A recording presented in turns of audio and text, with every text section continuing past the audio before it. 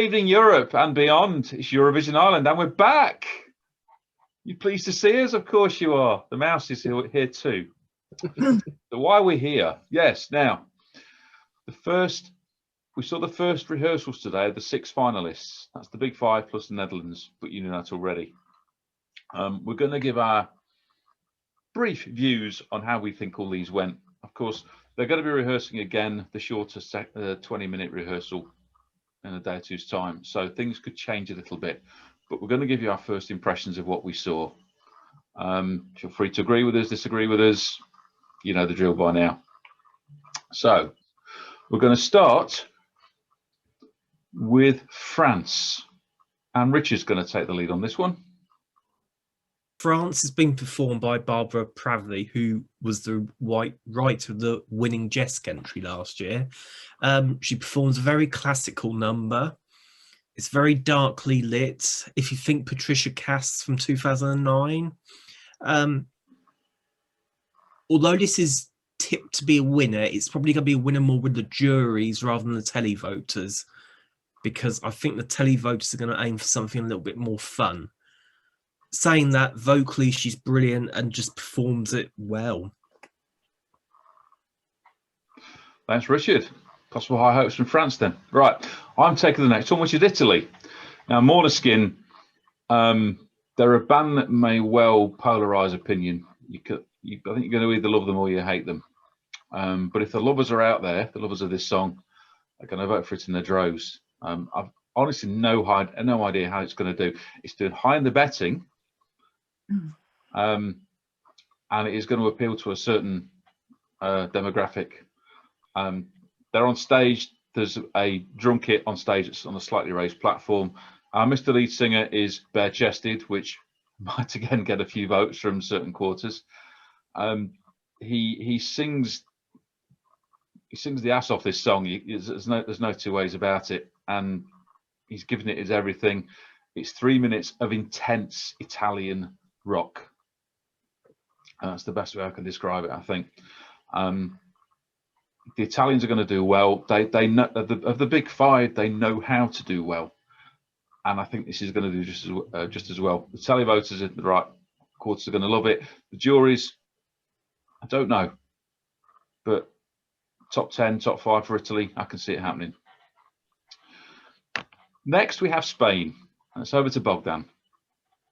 Right, so Blas Canto is giving us this here Voy a quedarme, which translation says I will remain, I will stay.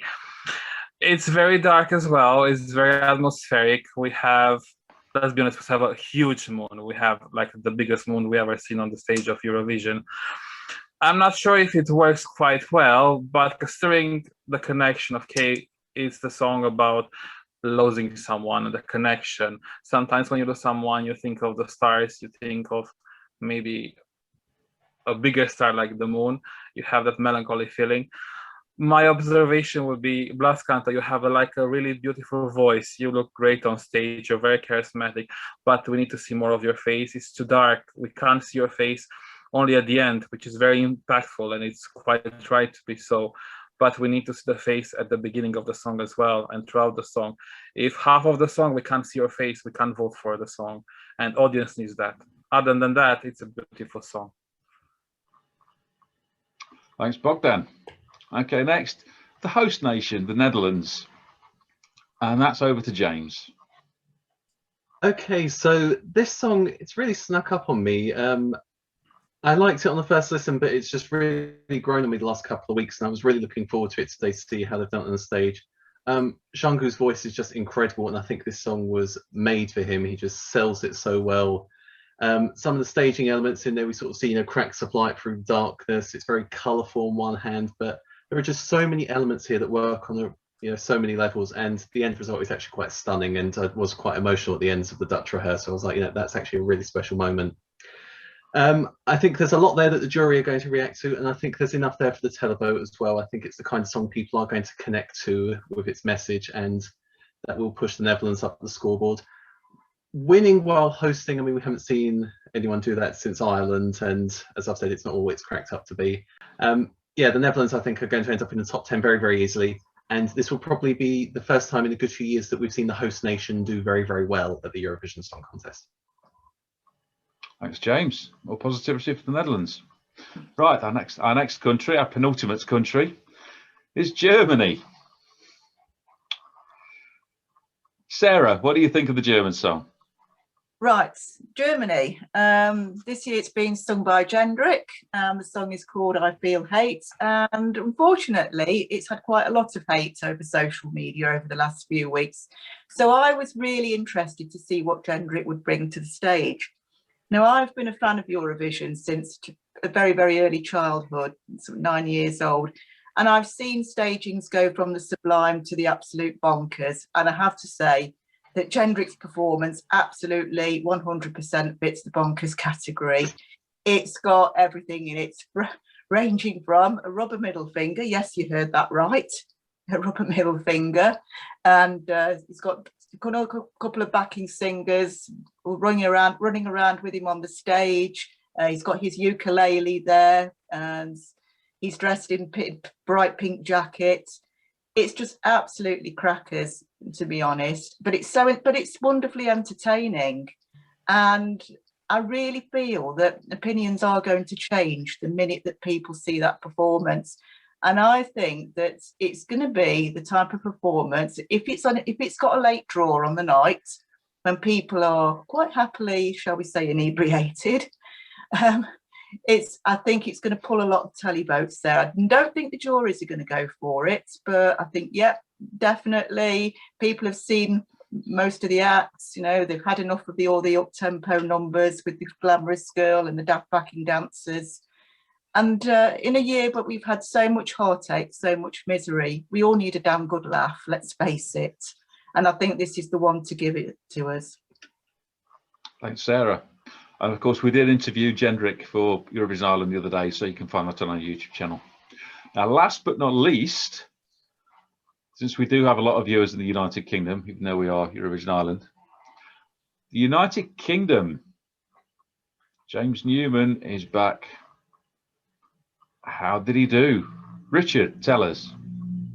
He did very well, I think. So if you can picture James Newman stood on a platform, but the UK this year have got some big props at either side of him was a massive trumpet. So we've got two massive, I'd say, plastic trumpets on stage in the colour white, but then he's joined 4 backing dancers, but playing trombones as well. So the BBC have upgraded us this year from years of having drummers and drum kits. We've now got trombones, so it does make a little bit of a change. Admittedly, having those 2 big, massive trumpets on stage, it restricts what space the backing dancers have got to move about and play the trombones. I do think it's been choreographed very well, because even in the first run-throughs, you didn't see James concentrating on the steps he was doing. It just looked very natural. So I think we're in for a very good chance. Both juries and televoters. I'd like to say left-hand side of the scoreboard, but that may be pushing our hopes a little bit too far at the moment. That's Richard. So there you have it. We reviewed the final 6. We've now seen a winner. There's a winner in there somewhere. Is it your favourite? Is it one that you weren't expecting? How has your favourite done? Has it gone up in the polls, down in the polls? Who knows? Of course, you can watch our views on the blog on EurovisionIreland.net. We're on Facebook, we're on Twitter, we're on Instagram, we're on TikTok, we're on YouTube, of course. That's why you're watching this. If you like what you see, feel free to click on that all-important like button wherever you see it. And as I say, we'd love to know what your views are, whether do you like our stuff, whether you think our stuff could be improved. Please tell us. And tell your friends as well. We're going to sign off. There will be stuff coming over the forthcoming days, more blogs, more TikTok, more Instagram. Stay tuned. We're going to be with you right until the bitter end on the 22nd of May, whether you like it or not. So from the Eurovision Ireland team and Staggy, bye. Bye. Bye. Don't feel hate.